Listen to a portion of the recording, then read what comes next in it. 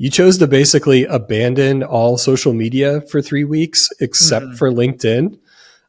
Before we dive into like what you actually found, can you explain why you decided to put yourself through this? I have kind of I came to a crossroads a while ago with social media. I kind of lost track of where my job ended and where just dicking around on Twitter began, and it just felt like I was online invested in what people were saying and how people were reacting to what I said constantly, literally constantly.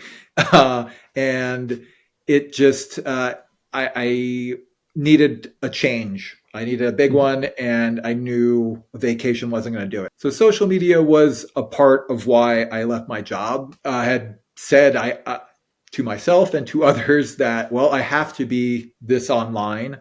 It's my job. And then I just imagined a world where it wasn't my job and I wouldn't have to do it anymore. And I would have an excuse to kind of put my money where my mouth was about the fact that deep down I wanted to see what it was like if I didn't do it. So anyway, I was able to leave my job and I stayed off of Twitter for 3 months, and it was amazing. It was incredible. I like for 3 months, Glenn Greenwald didn't exist, and like Hen Shapiro, and I could give you so many other names. They just didn't exist for me. They were just gone, and it really was great perspective to live like that for a while. I can't say that it cured me forever, but it made me desire to be regularly trying to step outside from it and figure out how I can optimize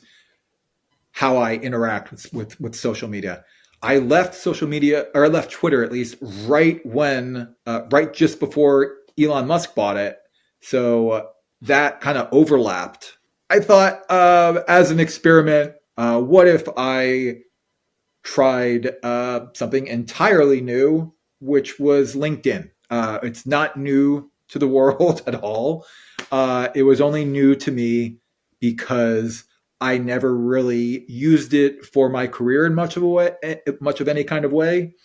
And as Twitter got worse, I saw LinkedIn mentioned more as like this calming oasis of social media, and that it was now like where the cool kids were going, which whenever anyone says that, it's always bullshit about anything.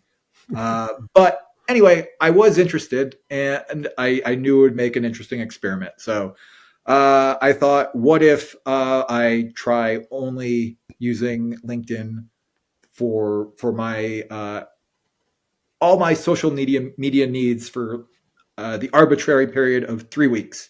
It forced me to use social media a lot less because it's not designed as a hangout place. I think very few people hang out with LinkedIn, and I think probably by design, at least in part, and then also because who uses it versus who uses the other ones. But yeah, that's how the experiment came about. That's my long rambling story about that. What did that full immersion process actually look like? I mean, how often were you posting? How much were you actually like sitting on there hanging out?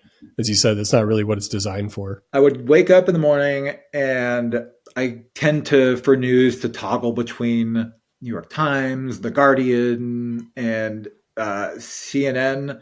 Get a feel for what's going on each day, and then also how it's being presented. Once I did that in the morning, and it was like, social media time, I would go to LinkedIn, and the news is only business and tech related news.